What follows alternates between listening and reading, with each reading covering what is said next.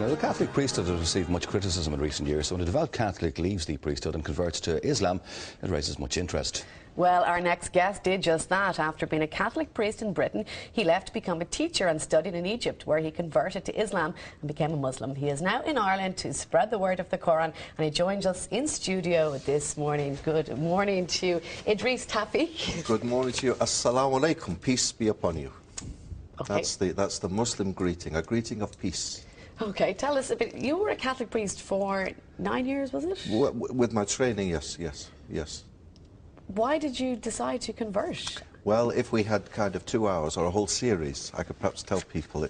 It happened through people, through events, when I left the priesthood. I didn't leave the priesthood because I wanted to change my religion, that's for sure. I had no plan of leaving the Catholic Church, none. But when I left the priesthood, it was a big decision to make, and it was upsetting, and it left me feeling very low.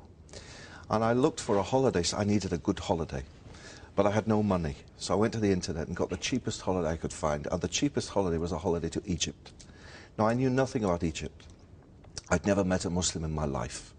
And all I knew about Muslims was what the television told me, that they chop your hands off, and that they blow themselves up, and that they hit ladies. So I went to this Muslim country not knowing what to expect, except sunshine. And I went there, and as God is my judge, that week changed my life, really, because I met Muslims for the first time and found that they weren't these sword-waving fanatics that we see on the TV, but they were good, honest people. And like Irish people, Muslim people, you know, they go out to work in the morning to put food on the table for their kids to eat. They pray. They're ordinary people with a religious dimension very much. And so, for example, I'll give you an example of one Muslim I met. I met a little boy, and I talk about him in every talk I give. And this little boy was selling bananas on the street.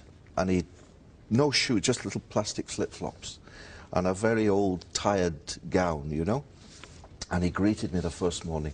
He said, Assalamu alaikum, peace be upon you, with a big smile on his face.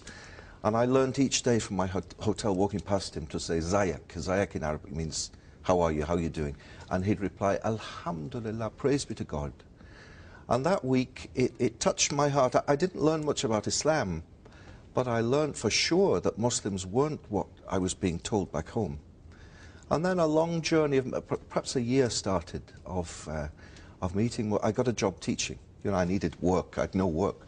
So I got a job in a school in London. So your holiday, you came back. I came back. You still felt strongly? Still, I still had no plan to change my religion. I was perfectly happy being Catholic.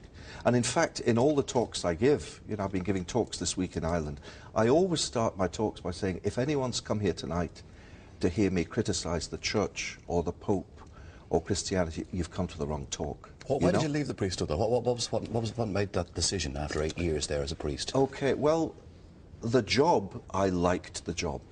And it's a great privilege, you know, for people to let you into their lives, to be with their parents when they're dying, to baptize their children, to marry them, to hear their confessions. It's a very privileged life. And I like to think I was good at my job, you know. The people liked me, I liked them. But my heart somehow just wasn't happy. There was something missing. And even though I really enjoyed what I was doing, I felt lonely and unhappy. So it took a lot of, you know how priests are held up by Catholics on a pedestal almost. And it was a big decision to make. I told my family, and my family, of course, my family loved me, so that they were upset. But they said, well, we support you in whatever you do. So as I said, I had no plan to change my religion at all. But can I tell you about the job? I got a job teaching. And in the school where I was in London, there were lots of Muslim kids. A very naughty school I was in, very naughty. They had every wrong thing you could imagine they did, but I liked it. I liked the kids, and they liked me, and I was teaching them about religions. All my life I taught, as a De La Salle brother, I taught about the Catholic faith. Well, for the first time I was in a state school teaching about Islam, Judaism, all the religions. Well, I didn't know much about them, so every night I had to get the books out and read, you know. And the more I read, and the more I read, and the more I liked what I read about Islam. And the kids in school were having their effect on me. Ramadan came, you know, the holy month of Ramadan, of fasting. And they came to me and they said, sir, it's Ramadan and we've got nowhere to pray. and your room is the only room in the school with a carpet. You know, you could call it a coincidence. Yeah. They need a carpet to Yeah. pray. Can we pray in your room? So I said, of course you can pray in my room. So but I said, but I have to ask the headmaster first. So I went to the head and I said, these boys, Muslim boys, would like to pray in my classroom. Is it okay? He said, fine, but you have to sit at the back, because knowing these kids, they could steal the carpet. You know? So I sat at the back for the whole month of Ramadan. And for the first few days, I just marked my books and prepared my lessons. I paid no attention. Then as the days went by, I'd look at, oh, they're doing this now. Oh, they're doing this now. And I secretly went to the internet and I learnt the prayers in Arabic they were saying.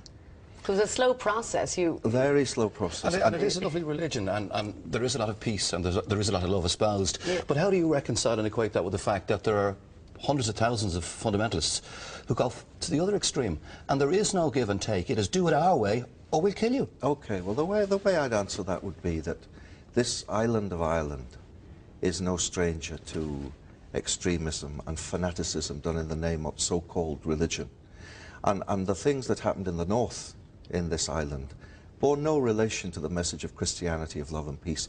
Well, in the same way, things are happening in the world. You know, the other day there was a thing on the TV, and it said that this young girl, this Christian girl in Afghanistan, had been killed because she's Christian.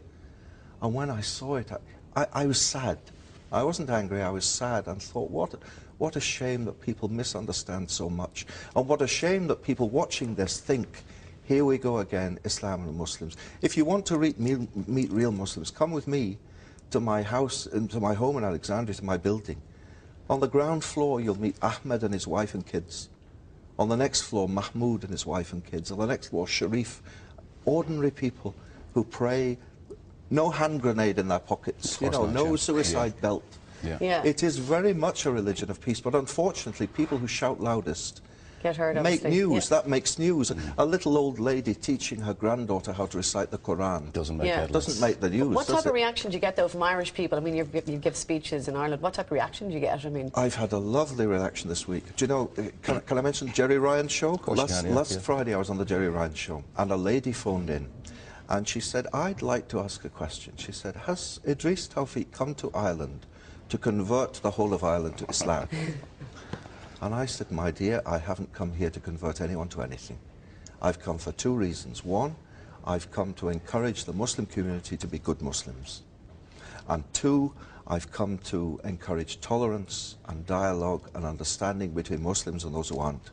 So after that radio show, the first thing I did after praying at Clonskeagh Mosque was we went and we met the Anglican Archbishop of Dublin to say, Assalamu alaikum to you, sir. Christians and Muslims are friends. We have so much in common.